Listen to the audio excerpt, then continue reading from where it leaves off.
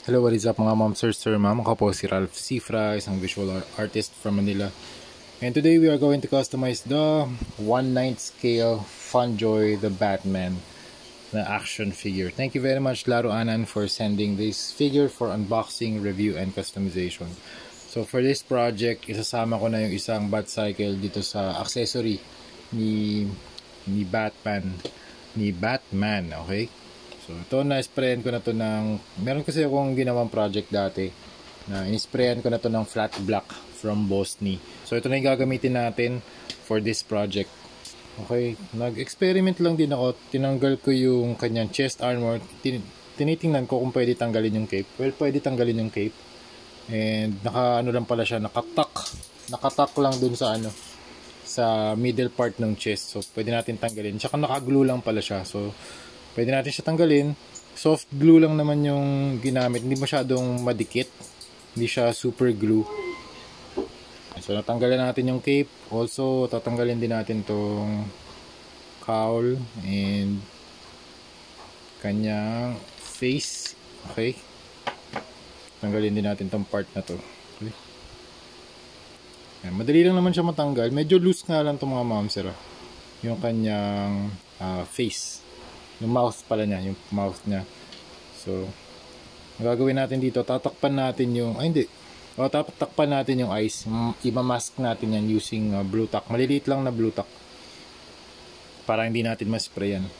Okay, tapos gagamit tayo ng Bosni number 191 flat clear para ma-sprayan natin to ng matte na top coat. Yung top coat na yun magiging ginagamit ko rin para siya for top coat, pero pwede rin siya maging primer. So flat clear primer yung gagamitin natin. Okay, change of mind mga ma'am, sir, ma'am. Ang gagamitin natin primer dito, flat black na lang. Tapos gagawin natin nag-dry brush tayo ng gunmetal or steel para mas magkaroon ng highlights, konting weathering.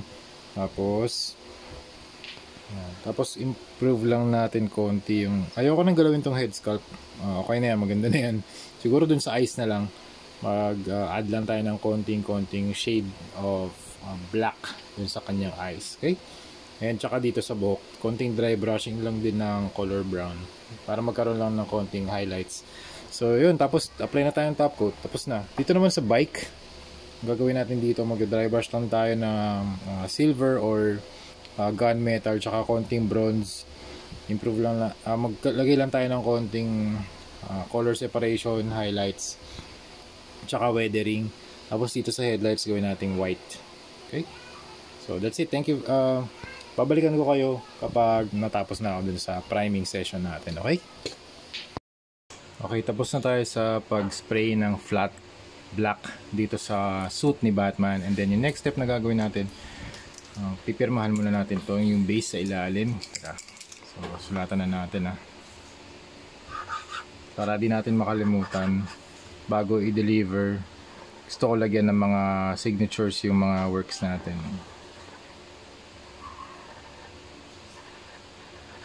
Okay, and then meron tayong mga Vallejo paints. We have gunmetal gray, we have steel, we have silver, we have gold, and we have copper. So may mix natin tong mga to. Actually hindi pala,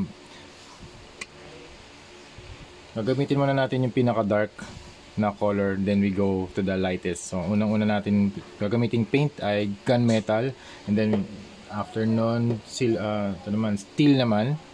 For dry brushing to lahat, application natin lahat nito dry brushing technique pati sa Batcycle niya. So yun, gunmetal muna, steel, and then silver. Okay, dito sa suit kasi gusto ko lang magkaroon ng konting highlights yung suit niya, black and gunmetal. Tapos sa ibang parts mas light, kuwari dito sa shoulders. Yan. Okay, unahin na natin yung gunmetal na dry brushing dito sa kanyang back. Yan. Magkaroon lang ng highlights. Okay, hindi lang siya puro black. Yan. So sa dry brushing, konti lang yung paint kailangan natin sa brush. It is dragged across the surface. Tapos yung process na to, nag-add siya ng level of weathering, ng highlights, and nade-define niya yung sculpt. kakaroon ng definition yung sculpt ng action figure. Done na tayo sa pag-dry brush ng gunmetal dito sa surface ng action figure. So here's the front, here's the back, pati yung mga accessories and yung base done na rin, and yung bat cycle done na rin. Okay, so here's the side and here's the other side. And then yung next step na gagawin natin, mag-apply tayo ng dry brushing dito sa black wash dito sa kanyang hair para mas dark, para magkaroon ng dark na color. Wala nga.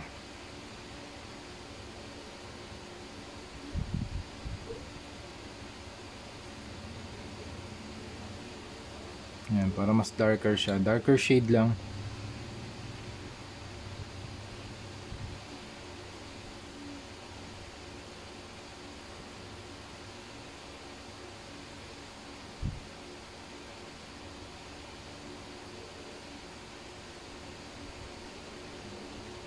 Okay. Wala na rin akong babaguhin sa kanyang face. For me, this is okay. Siguro konting-konti lang dito sa area ng eyes. Konting-konti lang din para mas dark siya.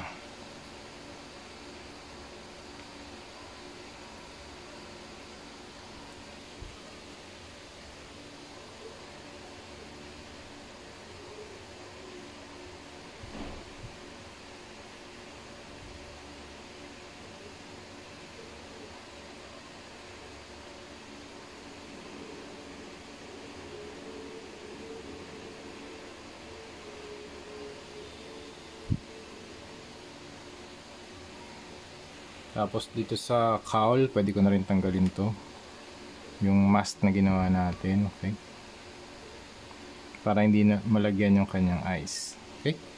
That's it. Tapos dito sa kanyang cape, apply na lang tayo ng dry brushing ng gray naman.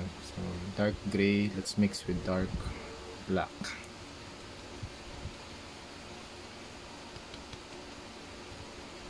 Para mas mukhang weathered yung cape niya. Dito lang sa ilalim.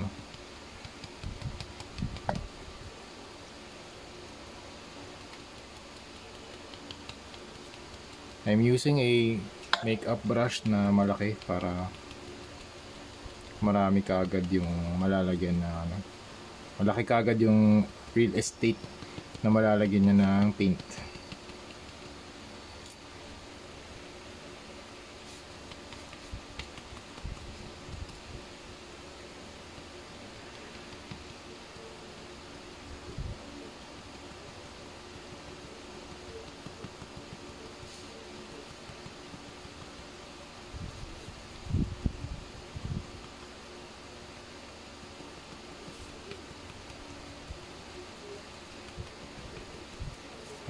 Yan yung kabila.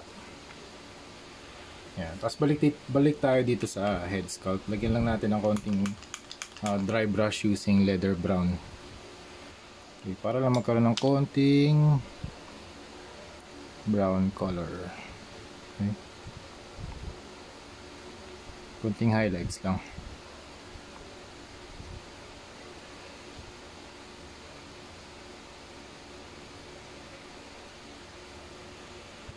Okay, next gamitin naman natin tong Vallejo Metal Color Gold para sa mga details ng armor.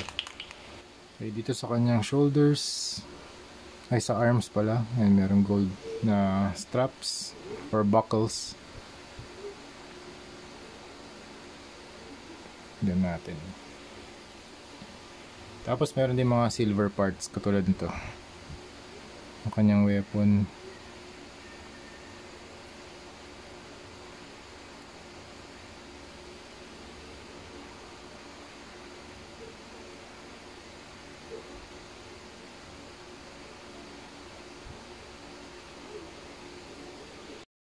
Okay, proceed tayo dito sa bat cycle. Gamit muna tayo ng ito muna, cobalt blue muna gamitin natin na paint para makapaglagay tayo ng gradient dito sa headlights niya. Okay, let's use cobalt blue. Okay, para dito. Gawin natin yung headlights niya super bright neon blue light or xenon pala, xenon bulb.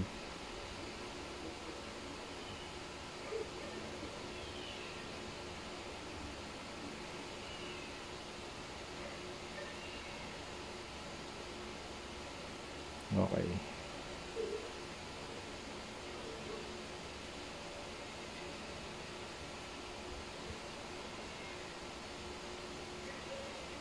Tapos after the cobalt blue, turquoise naman.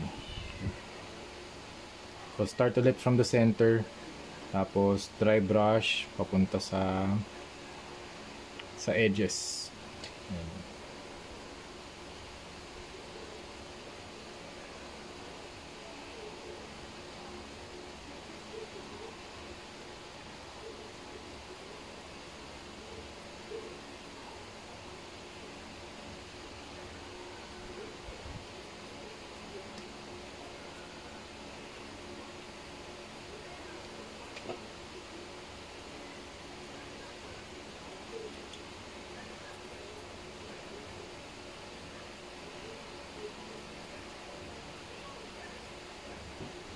May pa ang cobalt blue. Pati sa wheels, lagyan na rin natin. Kasi dito nasisinaga ng ilaw eh.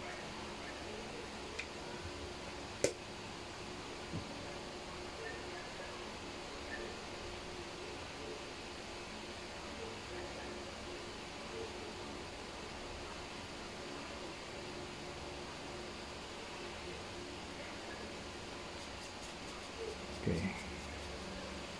And then yung last color na i-apply natin, ultra white.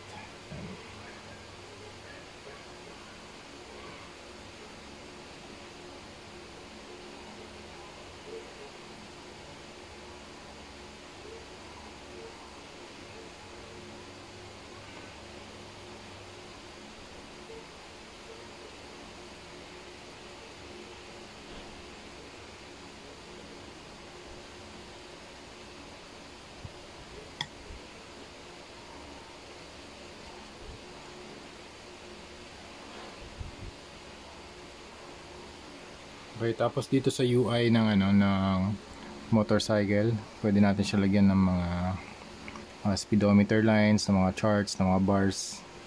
Okay.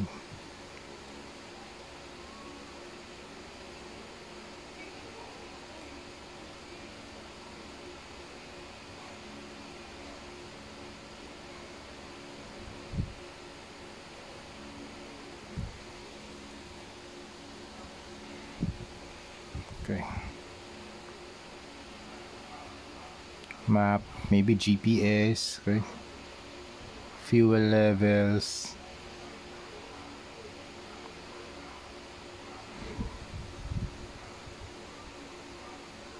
Okay. Tapos dito sa Batcycle mag-add tayo ng detail, pipe detailing lang ng silver. Ito. One, mas silver to sa dun sa silver to kaysa dun sa gold na details. Yan. So silver.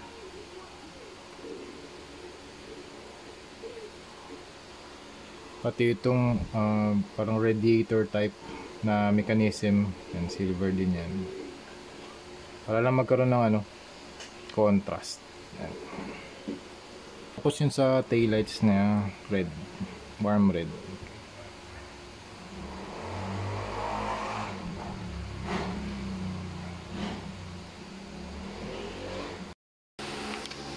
Okay, done na tayo mga ma'am, sir, ma'am sa ating The Batman project from Funjoy. Thank you very much again, Laruanan, for sponsoring this video. Yan. Kung gusto niyo bumili ng mga Funjoy, ng mga ZD toys, punta lang kayo sa Laruanan on Facebook.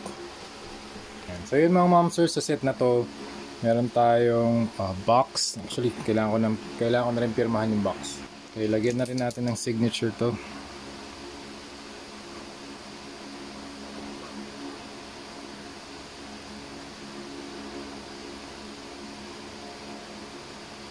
Okay. Tapos, include ko na rin tong McFarlane Toys na 1/10 scale na Batcycle. Kasi halos konti lang naman difference ng scaling. This is 1/9 scale or 7.5 inches tall. Tapos si McFarlane toys around 7 inches tall. So you have the action figure itself. So here's the front, here's the side, here's the back, okay? And here's the cape. So recap lang natin mga mamsir yung ginawa natin. Nag-spray tayo ng flat black, tapos nag-dry brush tayo using steel or rather gunmetal. Gunmetal yung ginamit natin dito. And dito naman sa Batcycle, steel yung ginamit natin na metallic paint for dry brushing. Tapos dito sa bike, naglagay tayo ng blue dry brushing, so cobalt blue, tapos turquoise, tapos white yung ginamit natin for the light bulb effect or yung headlight effect. Tapos dito base coat lang din ng red, tapos nag dry brush lang din tayo ng red dito para meron din gradient effect ng red na nagre-reflect dito from the tail light. And then nag dry brush din tayo ng silver for detailing ng iba't ibang parts ng mga Batcycle. Itong part na to yung mufflers, may mga cords, cables, tapos itong mga brake pads, brake discs, and mga wheel discs, tapos ito radiator type na material. And then we also used gold for the bolts, for the screws, and yung mga napipihit. And then dito rin sa kanyang screen naglagay tayo ng white na screen UI para pwede niyang gamitin for navigation. Tapos dito rin sa mirror meron din mga reflection. Ay teka. Yan. Okay, yan pati dito sa left side. Okay, so same lang din. Ito na yung head ni Robert Pattinson. Wala naman akong binago. Yung hair lang binago ko dito. Tsaka konting shadow sa mata. And then you have the hands. 1, 2, 3. Tapos yung isang hand niya dito from McFarlane Toys yun. Yung gripping hand para sa motorcycle. 1, 2, 3, 4, 5. Tapos dalawang some sort of guns. 1, 2. And then you have the batarang. Yung batarang. And then a baton. Tapos yung alt mouth niya. And then meron ding base na customized na merong logo, the Batman. Okay? Yan. So again, thank you very much mga ma'am, sir, ma'am. Thank you very much Laro Anan for providing these for unboxing, review, and customization. So thank you again, thank you very much sa mga sponsors natin. Yan. Thank you Laro Anan for sponsoring this video. And marami pa tayong i-unbox, i-review at i-customize. Okay? So maglalagay na lang ako ng mga close up muna natin to si Pattinson. Yan. So here's the front, 360 natin. And the cowl, the cape is also weathered dito sa ilalim para merong style of weathering. Pati dito sa likod merong dry brushing. And also it has a wired cape para pwede natin siyang i-pose ng mga dynamic na mga poses. Ayan. Tapos finix ko na rin yung mga joints dito. Nag-apply na lang din ako ng blue tack para hindi siya madaling matanggal. Kasi medyo madaling matanggal yung mga joints niya. Yan. Tsaka dito, pag in-articulate nyo to paharap, may tendency na matanggal yung part na to, yung kanyang leg. Okay? Pero kung nakatayo lang naman siyang ganyan, with the Batcycle, wala namang problema. Okay?